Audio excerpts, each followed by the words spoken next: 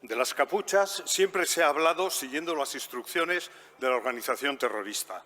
No existen capuchas, nunca han existido capuchas, afirmaba Jorge Argote, abogado de la Guardia Civil, en diciembre de 1985.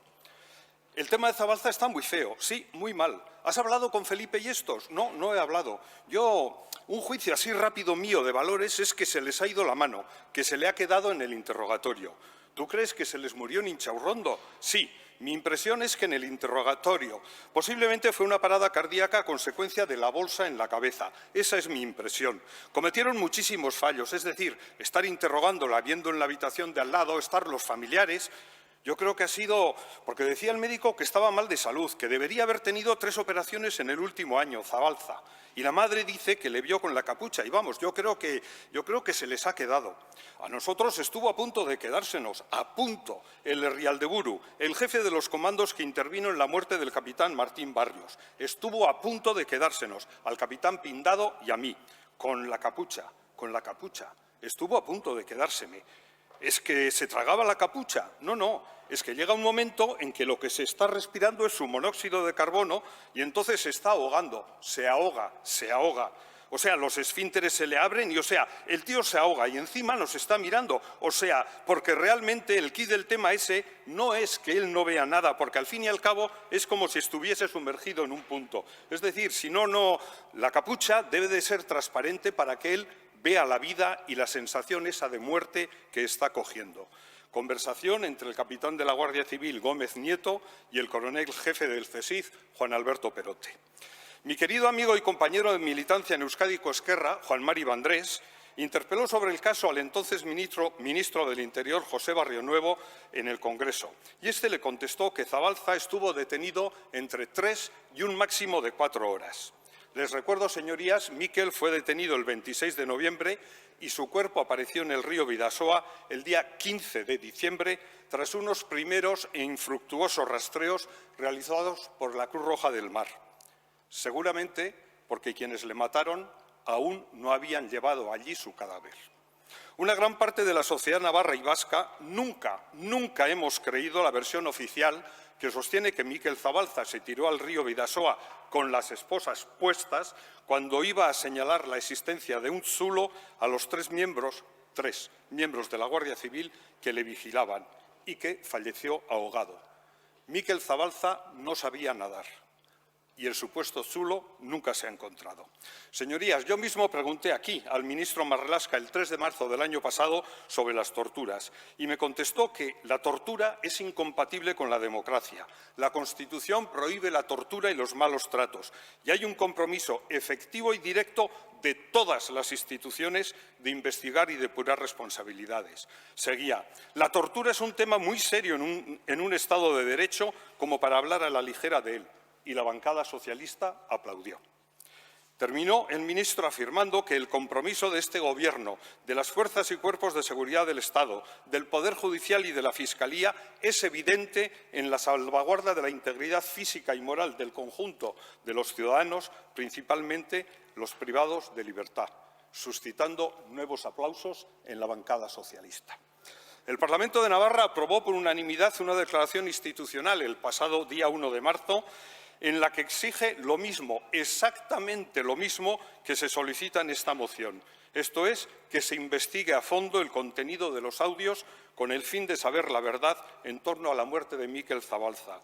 La declaración salió adelante con los votos de Navarra Suma, coalición que engloba a Unión del Pueblo Navarro, Ciudadanos y Partido Popular, con los votos del Partido Socialista, de Geroa Bai, coalición en la que está el Partido Nacionalista Vasco, Bildu, Podemos e Izquierda Esquerra. Este 11 de marzo, hace unos días, la presidenta del Gobierno de Navarra contestaba a una pregunta de mi compañera de Geroa Bai, Uxue Barcos, diciendo que el Gobierno hace suya la declaración aprobada por unanimidad en esta Cámara, reflejo del sentir de los navarros. El Gobierno no puede sino sumarse y compartir este pensamiento. Y afirmaba la obligación del Gobierno de comprometernos con rotundidad con la defensa de las víctimas del terrorismo, con las víctimas de cualquier tipo de violencia o vulneración de derechos humanos, con la investigación, la justicia, la reparación y la verdad, al tiempo que apelaba a trabajar todos en pro de ese consenso, en pro de lo que atañe a la memoria democrática y a la memoria histórica, porque, decía la presidenta Chivite, será la mejor manera de abordar una materia altamente sensible para la ciudadanía y ante la que nadie puede ni debe ponerse de perfil. Trabajemos por la convivencia, por la memoria, desde el consenso, porque solo así podremos avanzar como sociedad y mejorar la calidad democrática de las instituciones. Señorías, hoy ustedes pueden votar a favor o en contra de esta moción, pero déjenme que les diga que quienes no voten a favor de esta moción estarán haciendo suyas las palabras de aquel guardia civil que cuando la madre de Miquel fue a preguntar por él a la comandancia, le contestó: pues si no sabe usted dónde está su hijo, búsquelo en objetos perdidos. Era noviembre de 1985. 7 años antes se había aprobado la Constitución.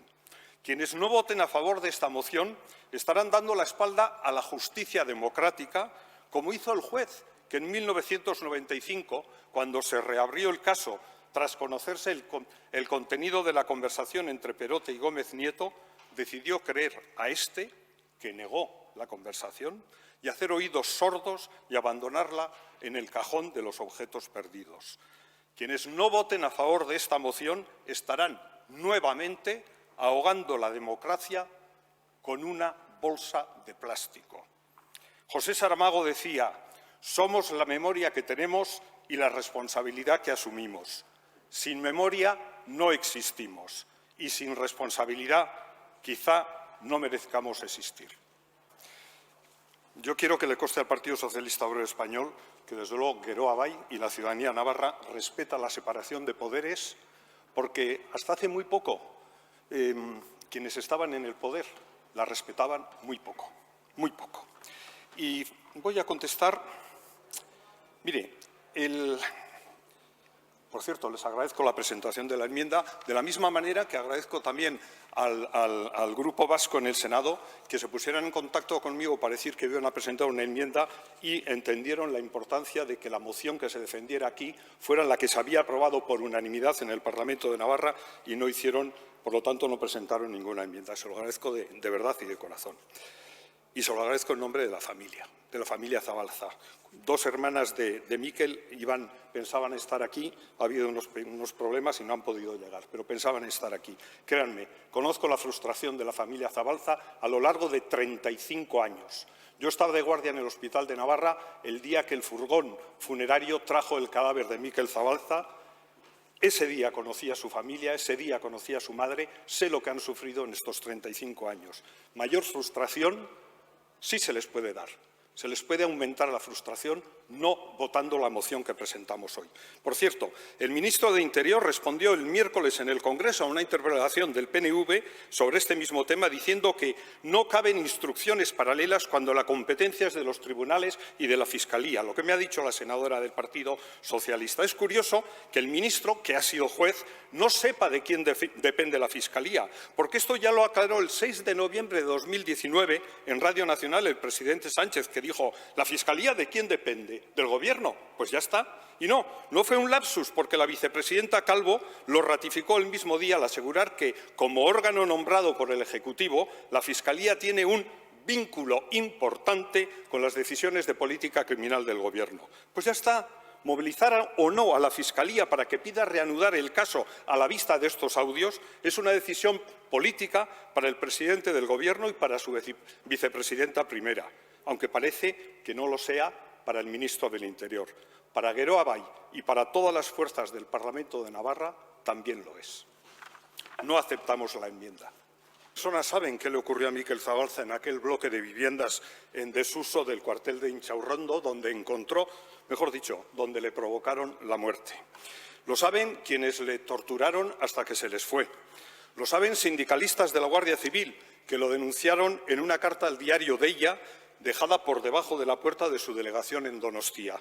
Lo saben sindicalistas de la Policía Nacional, que lo ratificaron a un periódico de este medio.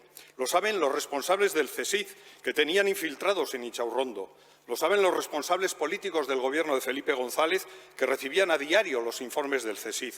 Lo sabe el entonces ministro de Defensa, Narcís Serra, de quien dependía el Centro Superior de Información de la Defensa y que, tal y como establecía el Real Decreto 135/1984, era además el órgano de información del presidente del Gobierno. En el llamado caso Zabalza ha habido ocultación policial, judicial y política. Ocultación policial, porque son decenas los agentes que saben qué ocurrió realmente ese día. Ocultación judicial, porque hay jueces que han preferido mirar hacia otro lado y ni molestarse en pedir una pericial para comprobar que la voz que se oye en la grabación del coronel Juan Alberto Perote, jefe de operaciones del CSIC, es o no la del oficial de la Guardia Civil Pedro Gómez Nieto, y se limitaron a dar crédito a su negación. Y ocultación política, porque el Centro Superior de Información de la Defensa era un órgano de información del presidente del Gobierno y del ministro de Defensa, y no es creíble que un tema de esta enjundia no fuera trasladado a las más altas instancias del Gobierno, presidido entonces, sí, por Felipe González. Por eso, porque la familia de Miquel tiene derecho y necesita que el Estado, que tenía a su cargo la seguridad de su hermano e hijo, les diga la verdad. Es imprescindible que el Gobierno desclasifique esos documentos del CSIC y colabore con la justicia e inste a su fiscal general, sí, a su fiscal general, a esa fiscal que nombró el Gobierno, a que este tema vuelva a los tribunales y 35 años después se haga algo de luz sobre uno de los episodios más repugnantes de la historia democrática de la historia democrática de este país.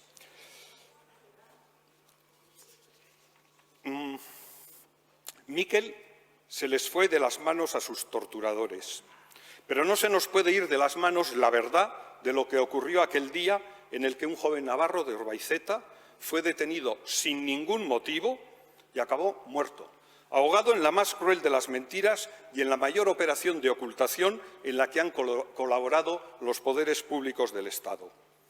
El Evangelio de Lucas, capítulo 8, versículo 17, dice: «No hay nada oculto que no se descubra algún día, ni nada secreto que no deba ser conocido y divulgado». La verdad sobre la muerte de Miquel saldrá a la luz. Ya ha salido, ya la conocemos. El Gobierno de Pedro Sánchez tiene ahora la oportunidad de contribuir a demostrar una certeza moral. Como dijo en el Parlamento de Navarra mi compañera de Geroa, Uxue Barcos, existe verdad. Toca ahora justicia y reparación. Exactamente lo mismo, exactamente lo que exigimos para todas y cada una de las víctimas de violencia injusta e ilegítima, para todas. Quiero recordarles también que, siendo presidenta del Gobierno de Navarra mi compañera Uxue Barcos, se creó en Navarra la primera oficina de atención a las víctimas de la violencia bajo la primera Dirección de Paz y Convivencia. Paz y convivencia es lo que Geroa Bai desea para los navarros y las navarras, para todos ustedes, señorías, y sobre todo, y también hoy de manera muy especial, para la familia de Miquel Zabalza. Eskerrik asko. Gracias, señoría.